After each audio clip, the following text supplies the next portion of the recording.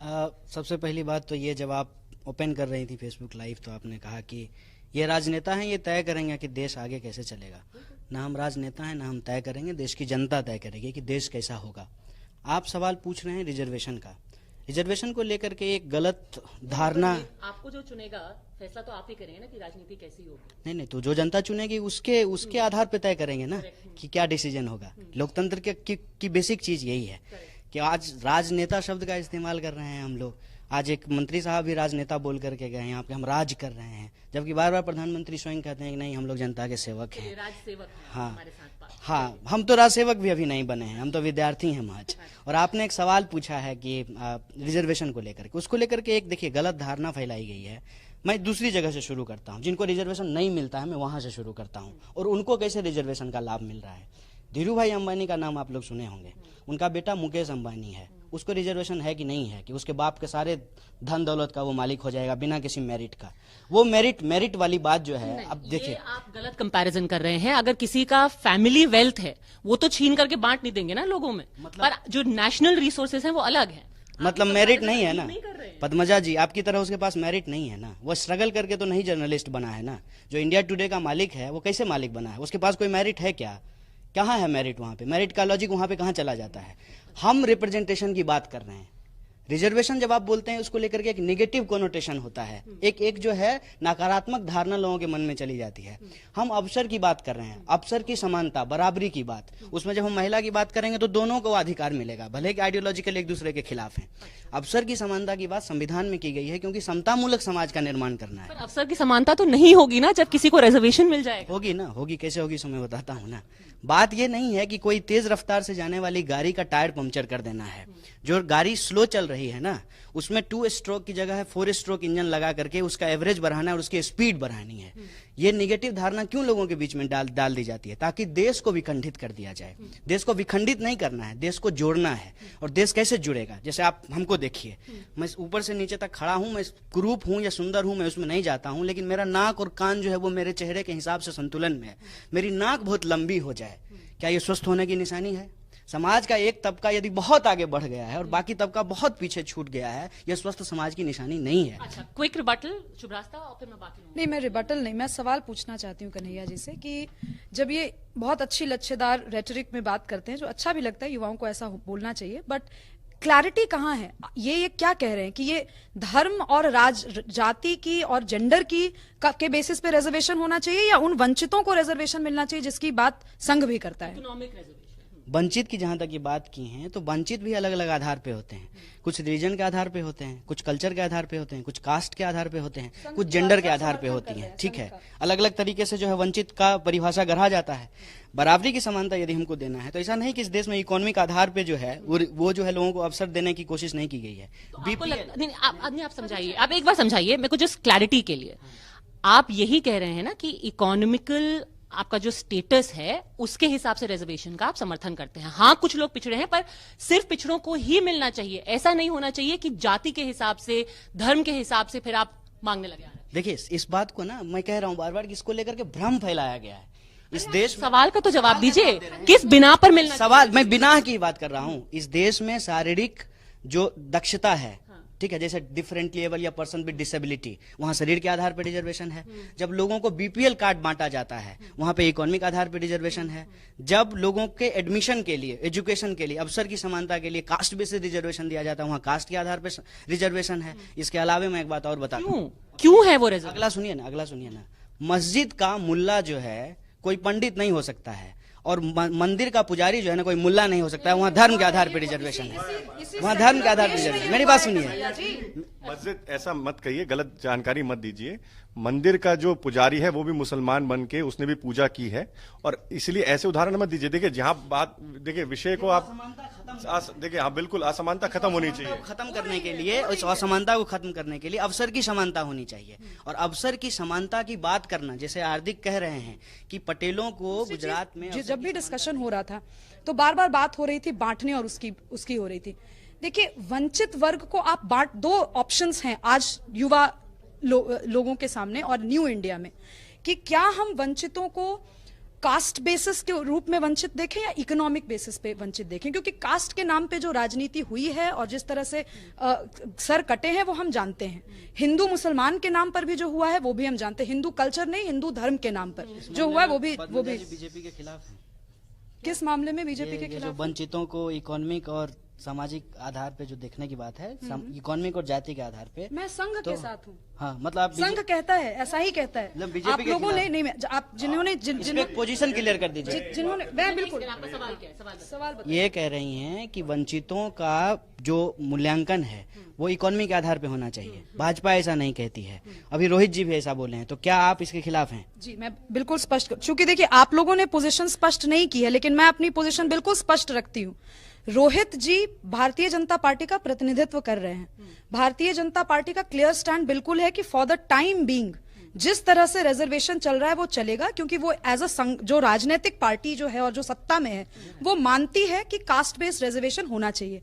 लेकिन जो जिस वैचारिक संघ समुदाय से हम लोग आते हैं उस वैचारिक समुदाय का स्पष्ट मानना है, ऐसा मुझे लगता है जब मैंने मोहन भागवत जी के स्टेटमेंट को अच्छे से पढ़ा था। बिल्कुल आप बोलिएगा रोहित जी, आप भी क्लियर कीजिएगा कि जब मोहन भागवत जी ने ये बात कही थी रिजर्वेशन वाली, तो उन्होंने बहुत ही स्पष्टता से कहा था कि वंचित केवल कुछ कास्ट तक सिमटे हुए नहीं है। मैं इस बात से भी इत्तेफाक रखती हूँ और मुझे इन भारतीय जनता पार्टी और संघ के विचारों में कोई अलग अलग अलगाव नहीं दिखता। भाई ये कॉन्स्टिट्यूशनल प्रोसेस है, जिस प्रोसेस के थ्रू रिजर्वेशन आता है। लोग खिलखिलाकर ठठाकर हंस सकते हैं, पर भाई कॉन्स्टिट्यूशनल प्रोसेस है, they should go back to read the संविधान। सबसे पहली बात तो ये है पद्मजा जी कि जब इस तरह के हम डिस्कशन में हो, फैक्ट और फिगर के साथ बात करें, लाखों लोग देखते हैं, उनके पास इंफॉर्मेशन जाए। रिजर्वेशन के ऊपर मैं अपना एक पोजीशन स्पष्ट कर देता हूं कि रिजर्वेशन का मतलब किसी से छीनना और किसी को देने का नहीं है। समता मूलक समाज के निर्माण की स्थापना की एक कोशिश है। उस कोशिश के बारे में जो संविधान में लिखा गया उसमें साफ साफ लिखा गया है कि सामाजिक और शैक्षणिक रूप से जो पिछड़े हुए लोग हैं उनको विशेष अवसर दिया जाएगा। ये मतलब नहीं है कि दूसरे का अवसर छीना जाएगा। अब इस आधार पे जो है राजनीति भी होती है, लोग सरकार में भी आते हैं, चुनाव भी बनाते हैं। इस पे यदि लोग बातचीत करना चाहते हैं तो खुली बहस कर सकते हैं, लेकिन अंतिम निर्णय करने का अधिकार पार्लियामेंट को है और इस देश के सुप्रीम कोर्ट का है। इसके अलावे मैं दो बात और कर देता हूं कि एक चीज जो बार बार व्यक्तिगत आरोप लगता है कि आपने ये किया, आप कांग्रेस से पैसा ले लिए। मेरे बारे में कह रहे थे रोहित जी कि आप खुले में शौच करते हैं। देखिए, खुले में शौच तो इस देश की बहुत सारी जनता करती है, मैं उसको जस्टिफाई नहीं कर रहा हूँ, लेकिन इस तरह का व्यक्तिगत लांछन हम नहीं लगाना चाहते हैं यहाँ पे, इसीलिए हाँ खत्म। तो व्यक्तिगत लांछन लगाना ठीक है, और हम ये भी हम जानते हैं कि बहुत तरीके के राजनीतिक आरोप प्रत्यारोप होते हैं, ठीक है। अब हम ये स्लैंगिंग मैच नहीं शुरू करेंगे, नहीं। अब वो दो बातें बोलेंगे, आप चार बोलेंगे, फिर ये it all go downhill from here. Finish करो। एक सवाल साहिल आपसे पूछना चाहते हैं। अभी हम डिस्कशन देख रहे थे, मुझे लगता है कि एक लिमिट के बाद सब पर्सनल अटैक पे चला जाता है। नहीं सुन लीजिए। अरे ठीक है सुन लीजिए। अच्छा अभी सुन लीजिए एक बार। मेरा सवाल अभी फ्यूचरिस्टिक सवाल है और मैं चाहूंगा कि आप बिना मतलब जो टिपिकल जवाब होते हैं वो मत दीजिएगा कि बिके हुए हैं पैसे देकर वगैरह, वो सब मत दीजिए। एकदम मेरा सीधा सवाल है।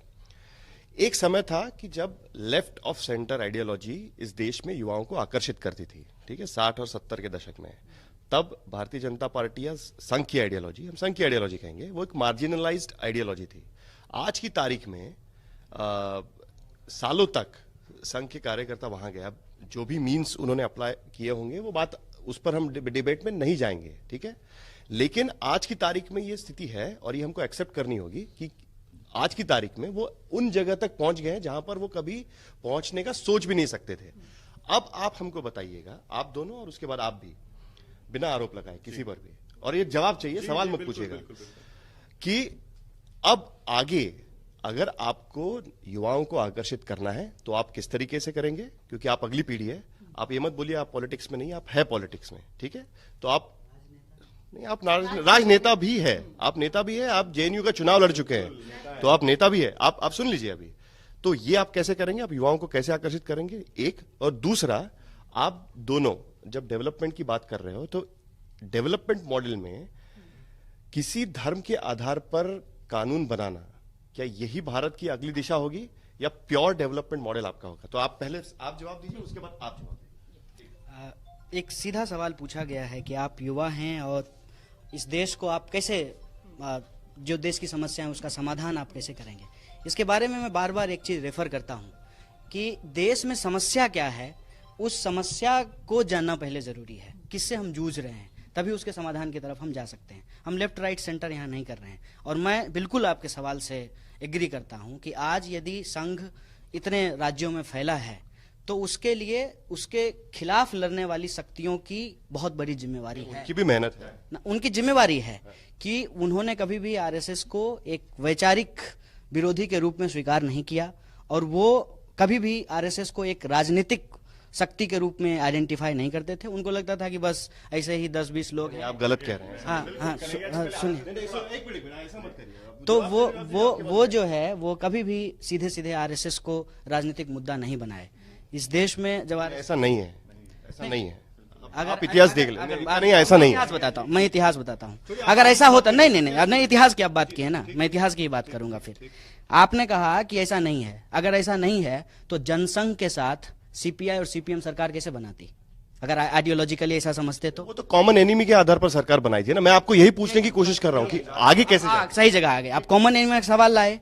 अब कॉमन एनिमी का सवाल यही है जो बार बार हार्दिक कह रहे हैं कि कॉमन एनिमी जो है, एनिमी शब्द ठीक नहीं है, कॉमन अपोजिशन जो है वो अगर बीजेपी है तो उसके खिलाफ क्या यूनिटी नहीं होना चाहिए? अब उसके खिलाफ यदि यूनिटी हो रही है कांग्रेस की, लेफ्ट की, आरजेडी की, सहला की, हार्दिक की, तो उसको क्रिमिनलाइज किया जा रहा है, उसको आपराधिक गति बताया जा रहा है। मेरा ये मानना है कि देश के अंदर एक आइडियोलॉजिकल शिफ्ट हुआ और वो शिफ्ट खास करके 90 के बाद हुआ जब नवोदारवादी नीतियां लागू की गई, नए तरीके का वर्ग जो है समाज में पैदा हुआ। सुधारेंगे कैसे ठीक, आपके तरफ से कैसे लाएंगे? इसकी दो गति है। पहली इसकी राजनीतिक गति है, दूसरी जो है पॉलिसी लेवल पे, चाहे वो सामाजिक पॉलिसी हो, चाहे वो आर्थिक पॉलिसी हो, पॉलिसी लेवल पे काम करना पड़ेगा। राजनीतिक गति ये है कि सबसे पहले सारे विपक्ष के जो लोग हैं जो चुनाव में हिस्सा ले रहे हैं, जो चुनाव में हिस्सा नहीं भी ले रहे हैं, उनको एकजुट होकर के इस विचारधारा के खिलाफ संघर्ष करना पड़ेगा सड़क पर, और वही सड़क की लड़ाई जो है वो संसद तक पहुंचेगी। सवाल पूछने का मतलब यह है कि आप सुनिए, जिस तरीके से 60 या 70 के दशक में लेफ्ट आइडियोलॉजी को एक नई आइडियोलॉजी के रूप में देखा जाता था और माना जाता था कि इनके पास सोल्यूशन है, ठीक है, देश के लिए कुछ सोल्यूशन है उनके पास, क्या आप कोई सोल्यूशन ऑफर करेंगे? ये मेरा सवाल। आप गलत सवाल पूछ रहे हैं। ये 70 के दशक में नहीं हुआ था, कितने भी दशक में हुआ हो, लेकिन ये था ना। नहीं, ऐसे हल्के में कैसे सवाल निकाल देंगे? सवाल को ऐसे मत निकालिए। 1917 में 1917 में रूस की क्रांति हुई। 1931 में जब भगत सिंह को फांसी हो रही थी तो वो लेनिन की राज्य और क्रांति पढ़ रहे थे। भारत के स्वतंत्रता आंदोलन के वक्त जितने भी क्रांतिकारी थे, चाहे वो आजाद हो, चाहे वो भगत सिंह हो या नेहरू, सब जो है उस लेफ्ट आइडियोलॉजी से प्रभावित थे। और देश में जब पहला आम चुनाव हुआ, मैं इतिहास की बात करता हूं, तो वो जो पहली अपोजिशन पार्टी थी वो कम्युनिस्ट पार्टी ऑफ इंडिया थी और जनसंघ को 2 सीट आए थे, ठीक है ना, और 25 से ज्यादा सीट जो है वो तो ये 70 की बात नहीं है, 60-70 दशक की बात नहीं, 70 से तो खत्म होना शुरू हुआ। वही तो मैं पूछ रहा हूं, आप उसको रिवाइव कैसे करेंगे? 70 से तो खत्म होना शुरू हुआ। अब मैं खत्म कैसे हुआ ये भी समझ लीजिए। 62 में जब चीन ने भारत के ऊपर अटैक किया, 64 में सीपीआई की जो है टूट होती है, 69 में जो है सीपीएम। मैं रिवाइव कैसे करेंगे? रिवाइव करने का सिंपल बात है, आपको हमको इस देश का जो संविधान है उसको एक गाइडिंग प्रिंसिपल मान करके जिस सोसाइटी का ड्रीम देखा गया है उसमें युवाओं को बराबरी का अवसर देना पड़ेगा। इस देश के अंदर जो बड़ी कॉर्पोरेट लूट चल रही है उसके बरक्स जो प्रोडक्टिव कैपिटल है उसको सपोर्ट करना पड़ेगा। जो टेक्नोलॉजी है उस टेक्नोलॉजी का इस्तेमाल करके एम्प्लॉयमेंट जनरेट करना पड़ेगा। जो इकोनॉमिक इनइक्वालिटी है, जो कल्चरल डिस्क्रिमिनेशन है, उस डिस्क्रिमिनेशन को रिड्यूस करना पड़ेगा और जो कॉन्स्टिट्यूशनल प्रिंसिपल है उसको इंप्लीमेंट करना पड़ेगा। और जो लॉ एंड ऑर्डर का इशू है, without if and but, left right centre किए हुए एक लॉ एंड ऑर्डर के आधार पे डिसीजन को डिलीवर करना, इस तरह का रेस्पॉन्सिबल गवर्नमेंट को